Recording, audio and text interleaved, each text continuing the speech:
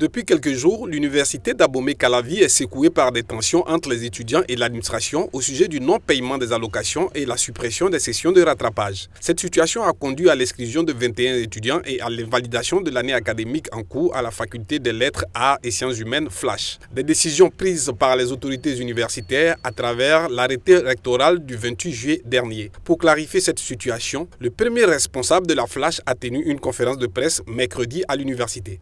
Ce n'est pas une question de système LMD en réalité. Le système LMD n'est pas du tout en cause ici. Même si on n'était pas dans le système LMD et que on se trouve avec cet effectif-là, on ne peut pas organiser une session de rattrapage.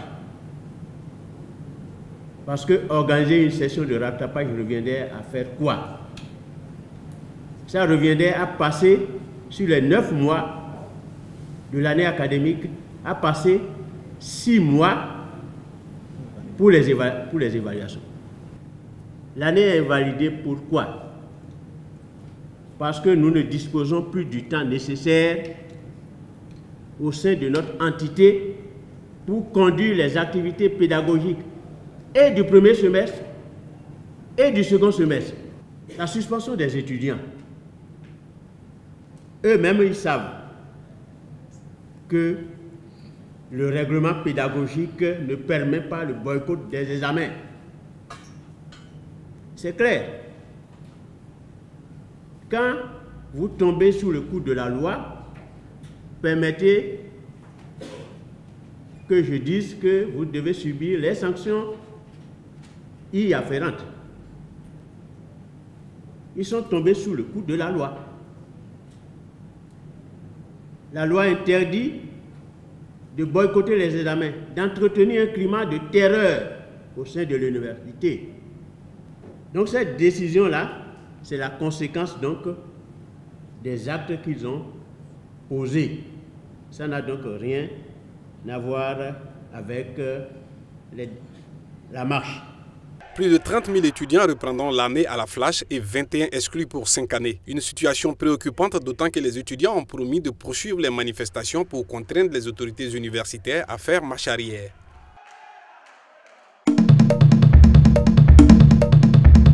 Quelques centaines de personnes ont manifesté mercredi à Harare contre la politique économique du gouvernement, dénonçant les fermetures d'entreprises et la promesse non tenue du président Robert Mugabe de créer 2,2 millions d'emplois. Économiquement parlant, ce pays est mort, donc il n'y a pas d'entreprise. Les entreprises ferment et au lieu des 2,2 millions d'emplois promis, nous en avons perdu 2,2 millions depuis que la promesse a été faite. Un groupe de jeunes diplômés sans emploi qui avait été interdit de manifester par la police à Harare a finalement rejoint un autre cortège protestant contre l'introduction de billets d'obligation, une devise locale introduite en mai à parité avec le dollar américain. J'ai un diplôme en marketing international. Ça fait 2 ans que je suis diplômé et jusqu'à présent, je suis toujours au chômage. Les manifestants ont déposé une pétition au ministère des Finances pour dénoncer cette mesure économique qui fait craindre un retour de l'hyperinflation qui avait détruit l'économie en 2008-2009, poussant alors le Zimbabwe à abandonner sa devise nationale. Malgré son âge canonique, le président zimbabwéen a vivement réagi et menacé les contestataires d'une répression sévère. Une promesse rapidement tenue puisque 5 vétérans ont été arrêtés depuis la semaine dernière.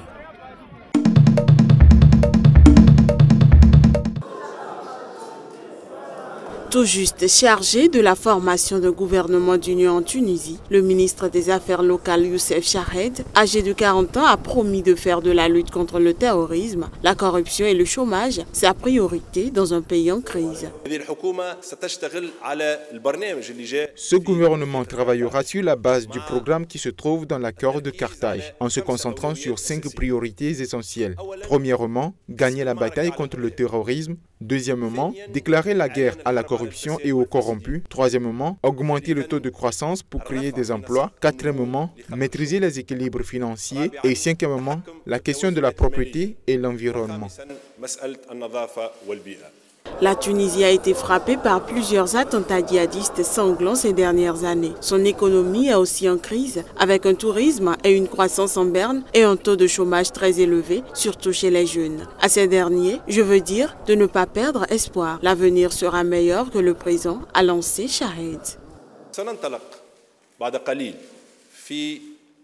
Nous entamons sous peu les consultations pour former le gouvernement d'unité nationale avec tous les partis politiques et les organisations nationales et les personnalités nationales pour former le gouvernement d'unité nationale. Ce gouvernement sera un gouvernement politique, un gouvernement de compétences nationales sans calcul partisan.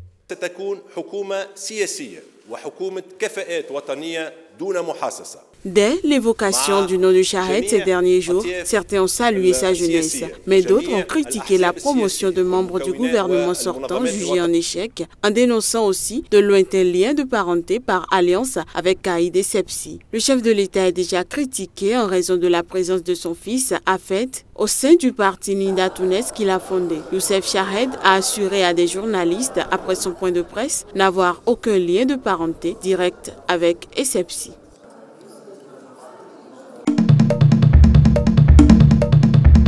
La ville de Paris a commencé cette semaine une grande opération de nettoyage de la statue située au centre de la place de la République, dont le piédestal est devenu après chaque attentat terroriste le lieu où se déposaient fleurs, bougies ou poèmes en signe de recueillement et de soutien. On considérait que le moment était venu pour nettoyer cette statue de la place de la République tout en faisant en sorte de collecter et de sauvegarder la totalité des hommages qui ont été rendus aux victimes par les Parisiens ou par les touristes ou par de nombreuses familles. Des archivistes de la ville, comme déjà fait à plusieurs reprises au cours des derniers mois, devaient d'abord sélectionner les derniers objets ou documents ainsi que photographier, tests, dessins, graffitis relatifs aux attentats avant une numérisation pour que ces témoignages soient préservés. Les documents et objets seront gardés par les archives de la ville et une partie sera, à plus longue échéance, exposée au musée Carnavalet, musée de l'histoire de Paris. Une équipe des archives de Paris est venue pour récupérer l'intégralité des documents qui se trouvaient sur le socle de la statue. Donc on a collecté tous les documents, c'est-à-dire qu'il n'y a pas eu de sélection qualitative en fonction du contenu ou en fonction de la forme des documents.